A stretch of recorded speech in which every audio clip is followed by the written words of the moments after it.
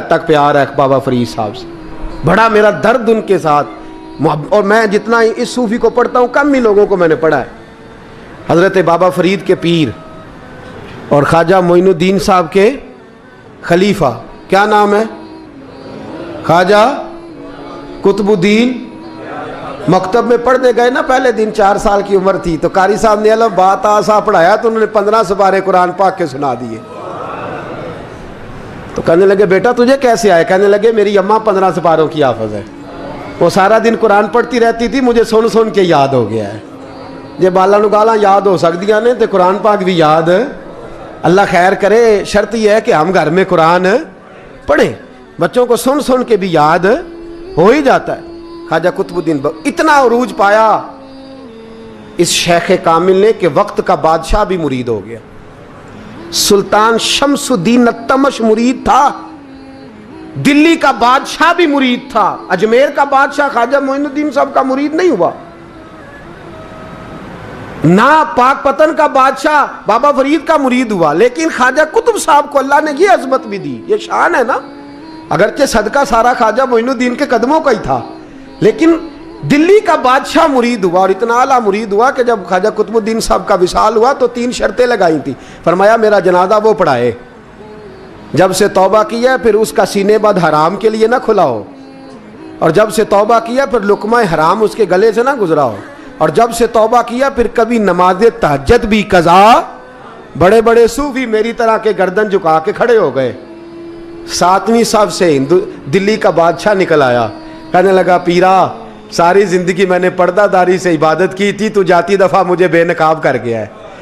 اتنا بڑا انہوں نے شخص تھا. اور حال یہ تھا, لوگ کہتے ہیں کہ فلانا آدمی امیر آدمی ہے تو حضرت صاحب کا تعلق, پیر صاحب کا تعلق زیادہ ہے, تو اس کی عمارت نہ دیکھ, کبھی کبھی اس کی پرہیزگاری بھی دیکھ, اس کی خدمت گزاری بھی دیکھ. خواجہ قطب الدین صاحب پہ بھی الزام لگتے رہے. ایک الزام یہ بھی لگا کہ قریب چلے گئے. ہوا کیا, جب بادشاہ مرید ہوا تو کہنے لگا حضرت جی میں نے بادشاہی نہیں کرنی, میں نے اب خانقاہ میں رہنا ہے. تو فرمایا بیٹا تو چھوڑ دے گا تو کوئی ظالم بیٹھ جائے گا. تو حضور پھر کیا حکم ہے؟ فرمانے لگے تو نے کرنی ہے. تو کہا حضور آپ وہ کہاں ہوتے ہیں, میں کہاں ہوتا ہوں, دل ہی نہیں لگتا. تو آپ فرمانے لگے میں ڈیرا اٹھا کے تیرے قریب لے آتا ہوں. خواجہ صاحب 1 کلومیٹر کے فاصلے پر ڈیرا اٹھا کے لے آئے. فرمانے لگے میں تیری تربیت کرتا رہوں گا, تو مخلوق کا بھلا کرتے رہنا. صلی اللہ علیہ, تو حضور کی امت کا اللہ اکبر. وہ قریب, اس وقت بھی لوگوں نے بڑی باتیں کی کہ دیکھو جی بادشاہ تھا نا تو پیر صاحب ہی نیڑے آ گئے. لوگ دیکھتے نہیں کہ اصل بات کیا ہے. خیر وقت گزر گیا, بادشاہی مرید ہو گیا, تو پھر دلی سارے میں اسلام, اتنا عدل انصاف, ہندوؤں کو بات پسند نہ آئی. انہوں نے کچھ مسلمان خرید لیے.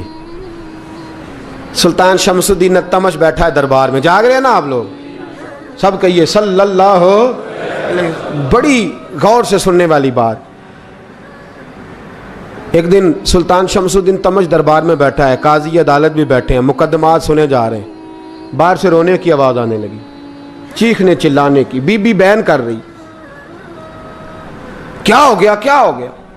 وہ ٹال لگے ہوتے تھے بادشاہوں کے, وہ بجنے لگے, زور ہونے لگا. بادشاہ نے کہا اس فریادی کو جلدی بلاؤ. وہ اندر عورت آئی تو چیخ چیخ کے رو رو کے اس نے اپنے کپڑے پھاڑ پھاڑ کے, برا حال, 2 مہینے کا بچہ.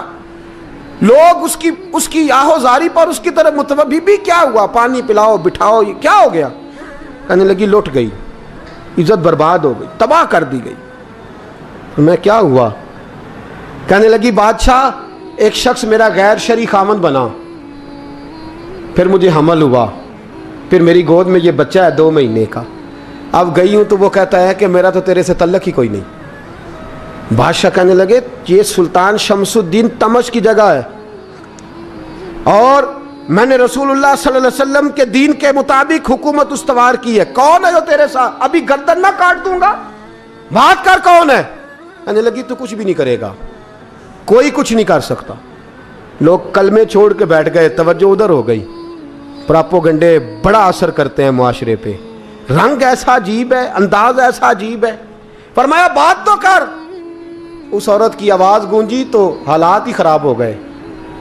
کہنے لگی بادشاہ حوصلہ پیدا کر سننے کا. کہا تو بات کر. کہنے لگی میرے گود میں جو بچہ ہے یہ قطب الدین بختیار کاکی کا ہے، یہ تیرے پیر کی ناجائز اولاد ہے۔ اٹھاؤ، پروفیسر سلیم چشتی نے پی ایچ ڈی کی ہے، وہ لکھ رہے ہیں اس واقعے کو، تیرے پیر کا ناجائز بچہ ہے۔ ہاتھ کانپنے لگے بادشاہ کے، کہنے لگے یا اللہ کبھی تو قیامت برپا کر دے تو معاملہ ٹھیک ہو جائے، میں تیری زبان کھینچ دوں گا تیری تو نے بات کیسے کی؟ کہنے لگی میں نے کہا تھا نا تیرے اندر حوصلہ نہیں، میری عزت تار تار ہو گئی اور تو پیر بچا رہا ہے۔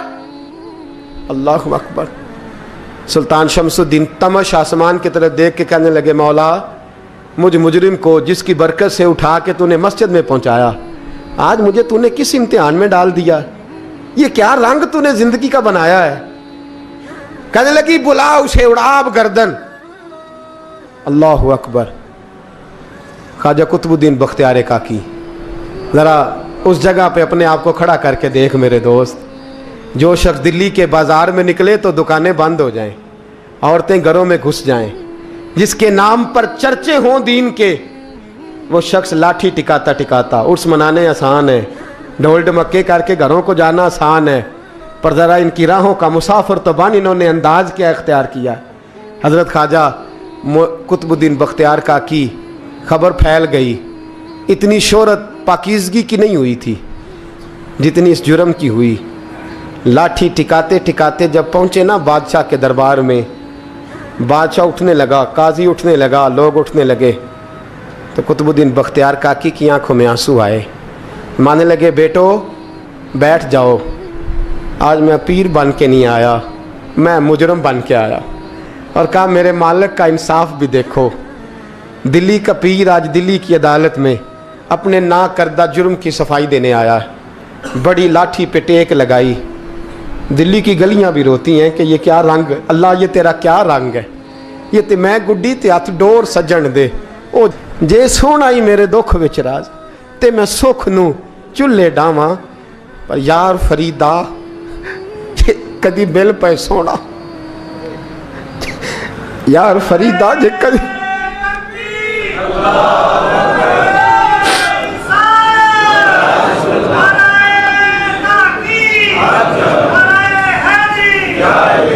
یہ کدی مل پہ سونا، بس انہوں رو رو حال سناواں، ٹیک لگائی ہے، کہنے لگی بی بی بول دے گواہی، کہنے لگی بی بی رب جانتا ہے، رب کا رسول جانتا ہے، پر میں تجھے نہیں جانتا، تو کون ہے؟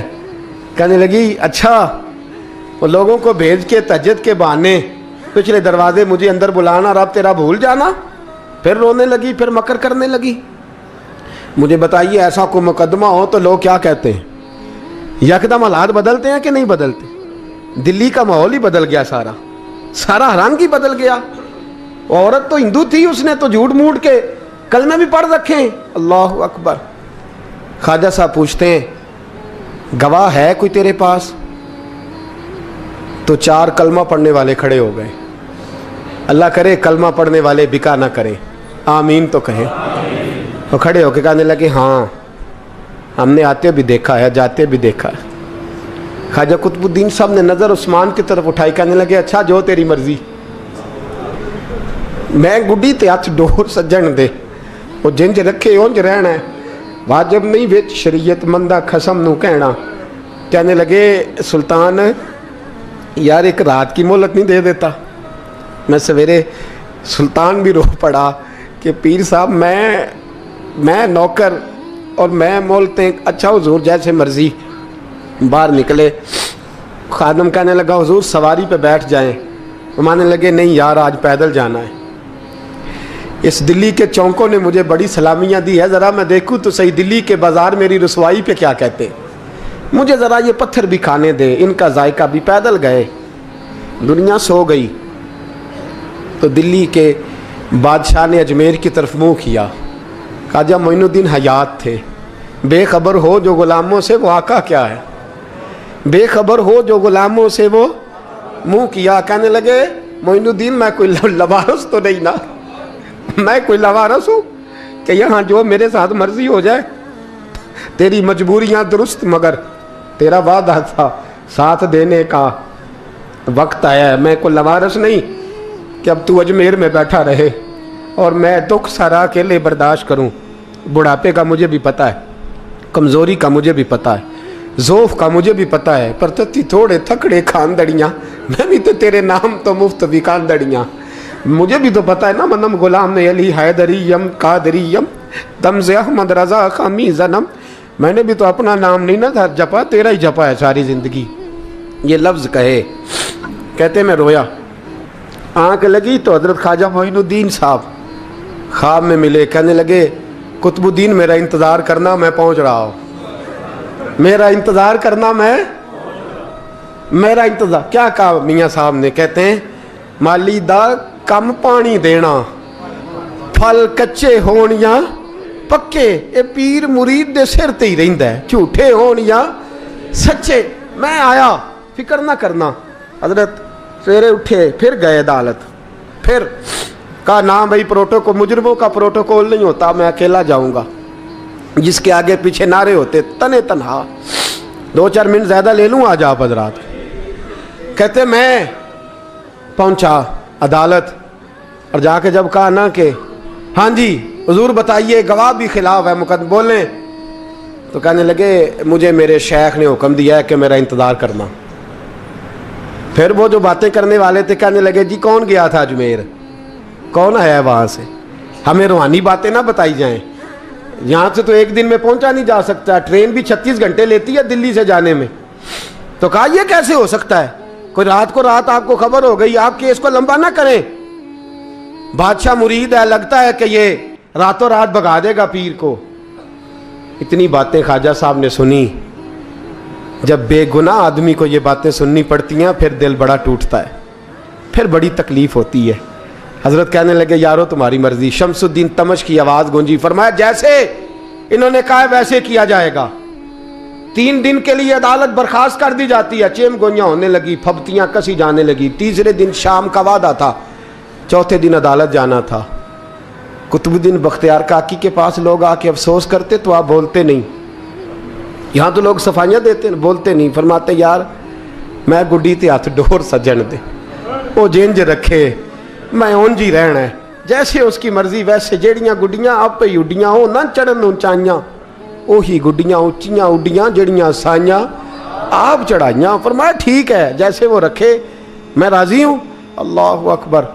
تیسرے دن کی مغرب کا وعدہ تھا. جب مغرب کا سورج ڈوب گیا نا, بڑے قافلے اجمیر سے آئے پر معین الدین نہ آیا. وعدہ کیا تھا یار نے, آؤں گا دن ڈھلے. وہ خواجہ غلام فرید صاحب رحمۃ اللہ تعالیٰ علیہ فرمایا کرتے تھے نا, کوا کھانے لگا آنکھیں تو کہنے لگے کاغا اے تن سارا ہی کھائیو, میرا چن چن کھائیو ماس, میرے 2 نین نہ کھائیو, مینو پیا ملن دی آس. نے کہا سارا کھا جا, آنکھیں چھوڑ دے. اس نے کہا تھا میں آؤں گا, انتظار لمبا ہو گیا ہے پر میری امید تو نہیں نہ ٹوٹی. مغرب کی اذان ہوئی تو لوگ کہنے لگے لو جی اب بس ہو گئی. خواجہ قطب الدین صاحب نے اللہ اکبر کہہ کے مغرب کی جماعت جب میدان میں کھڑی کی تو اپنی بھی چیخ نکل گئی, آئی نہیں. لیکن جب نماز کا سلام پھیرا تو خواجہ معین الدین صاحب کی 2 رکعتیں ابھی باقی تھیں. خواجہ صاحب پیچھے نماز پڑھ رہے ہیں, سلام پھیرا, اور نماز کے بعد جب اٹھے نا تو خواجہ صاحب کے سینے کے سینہ لگا. تو کہا حضرت جی میں شہزادہ تھا, آپ نے کہا تھا خشک روٹی کھانا تو میں نے خشک کی کھائی ہے, آپ نے کہا تھا فاقے کرنا تو میں نے کیے ہیں, آپ نے کہا وطن واپس نہیں جانا تو میں نہیں گیا. حضور اس امتحان کا آپ نے بتایا ہی نہیں تھا, یہ مجھے بتا جاتے اب اس سفید داڑھی سے میں جواب دیتا پھروں. خواجہ معین الدین صاحب نے جھٹکا, پیچھے ہٹ, تو زیادہ عزت والا ہے کہ یوسف زیادہ عزت والا تھا, تو زیادہ مقام والا ہے کہ عائشہ زیادہ مقام والی تھی, چپ کر, یہ کوئی صوفیاء کا طریقہ ہے, چپ کر. عرض کی حضور غلطی ہو گئی, میں پہلے نہیں رویا, تو ملا ہے تو رویا ہو, میں پہلے نہیں تڑپا, میں نے شکوا نہیں, تو ملا ہے, اپنا ہی کو ملے تو دکھ یاد آتے ہیں نا. فرمایا چپ کر, جا سلطان سے کہہ دے سویرے نماز کے بعد عدالت لگا دے. سویرے جب عدالت لگی نا تو خواجہ معین الدین صاحب بازو پکڑا خواجہ قطب صاحب کا, نکلے تو دیکھا لائنیں لگی ہیں, مجمع لگا ہے, آنکھوں میں آنسو آ گئے. کہا حضور آپ کیوں روتے ہیں؟ فرمایا میرا دل تھا لوگ میرے قطب کی شان دیکھنے آئیں, یہ کتنے بدبخت ہیں، میرے کتب کی رسوائی دیکھنے آئے، کتنے نالائق ہیں، رسوائی دیکھنے اتنے آئے ہیں، شان دیکھنے آتے ہی نہیں۔ اللہ اکبر۔ جب میدان لگا خواجہ صاحب پہنچے، عورت کو کہنے لگی اللہ سے ڈر جا، وقت تھوڑا ہے، تو مر جائے گی۔ کہنے لگی مجھے داستانیں نہ سنائیں۔ قاضی صاحب سے کہنے لگے قاضی صاحب آپ حقیقت حال سے آگاہ ہیں، خیال کریں۔ کہنے لگے خواجہ صاحب دلیلیں نہ دیں، گواہ لائیں، وعظ نہ کریں۔ خواجہ صاحب رحمت اللہ علیہ کہنے لگے گواہوں کو بلاؤ۔ گواہ آئے تو خواجہ معین الدین صاحب نے نظر، تم ہو میرے کتب پر، میرے کتب کے جرم کے گواہ؟ ان کی زبانیں کانپنے لگی، ہاتھ کانپنے لگے، میں بولتے کیوں نہیں؟ جب ان کی نظریں جھکی تو بادشاہ کہنے لگا اگر اب تم نے گواہی نہ دی تو تمہیں میں مجرم بنا کے 80 کوڑے ماروں گا۔ کہنے لگا جی دیکھا ہے ہم نے تہجد کے وقت۔ جب سب گواہیاں پوری ہو گئیں، عورت بھی تڑپ رہی ہے، رو رہی ہے، 2 مہینے کا بچہ گود میں ہے۔ اب بولیے، علماء ظواہر بھی کھڑے ہیں، حسد کرنے والے جلنے والے بھی کھڑے ہیں، ہندو تو ویسے ہی تالیاں بجا رہے ہیں۔ اجمیر کا بوڑھا، اور یہ آخری پھیرا تھا خواجہ معین الدین کا دلی میں، اس کے بعد ظاہراً دوبارہ نہیں آئے، اٹھے لاٹھی ٹکاتے ٹکاتے اور میدان کے اندر جا کے نا، بڑے میدان میں مجمع تھا، سر سجدے میں رکھا، کہنے لگے یا اللہ میں ہندوستان مرضی سے نہیں آیا، تیرے رسول کا بھیجا آیا ہوں۔ پھر اٹھے اور کہنے لگے مولا تیرے نبی کا فرمان ہے کہ میری امت کے علماء بنی اسرائیل کے نبیوں کی طرح ہوں گے، اگر یوسف کے لیے بچہ بول سکتا ہے تو میرے کتب کے لیے بھی بولنا چاہیے، اگر یوسف علیہ السلام کے لیے بول سکتا ہے تو میرا قطب الدین بھی سچا ہے، اس کے لیے۔ پھر اٹھے اس بی بی کی طرف بڑھے، لوگ کہنے لگے نہ جانے اب کیا ہوگا۔ جب اجمیر کے بادشاہ نے، عطا رسول نے، ہند الولی نے، امام الاولیاء نے کپڑا کھینچا اور کہنے لگے وہ بچے تو جانتا ہے نا تیرا باپ کون ہے، 2 مہینے کا بچہ۔ جب نانا بولا تو بی بی کہنے لگی اب کیا کر رہے ہو، بچے بھی کبھی بولے ہیں؟ میں بی بی چپ کر، ان اللہ علی کل شیء قدیر، میں کمزور رب کا ماننے والا نہیں، قدرتوں والے رب کا ماننے والا ہوں، وہ چاہے تو بچے بھی بولتے ہیں۔ قرآن کہتا ہے حضرت عیسیٰ بولے تھے انی عبداللہ آتانی الکتاب، مریم بھی تو ولی اللہ تھی، وہ نبی تو نہیں تھی۔ اگر ولی اللہ بنی اسرائیل کا ہو بچہ بول سکتا ہے، تو اگر ولی اللہ محمد عربی کی امت کا ہو تو بچہ پھر بھی بول سکتا ہے۔ یوں کپڑا ہٹایا، بچہ بول، 2 مہینے کا بچہ ماں کی گود میں اٹھ کے بیٹھ گیا اور بچہ بول کے کہنے لگا السلام علیکم یا ولی اللہ۔ جب یہ لفظ ادا کیے تو نعرے لگنے لگے، لوگ رونے لگے، بی بی بے ہوش ہو کے گری، فرمانے لگے مجھے سلام نہ کر، میرے کتب کی بات بتا۔ کہنے لگا قسم ہے اللہ کی عزت کی، وہ سامنے مجمع جو سردار بیٹھا ہے وہ میرا باپ ہے، قطب الدین تو بے گناہ ہے، قطب الدین تو بے گناہ ہے، میرا باپ تو وہ بیٹھا ہے۔ یہ قاضی بھی سازش میں شریک ہے، کئی مسلمان خریدے گئے، یہ گواہ خریدے گئے۔ جب گواہی ہو گئی، بچہ یہ لفظ کہہ کے اللہ اکبر کہتا ہوا پھر چپ کر گیا۔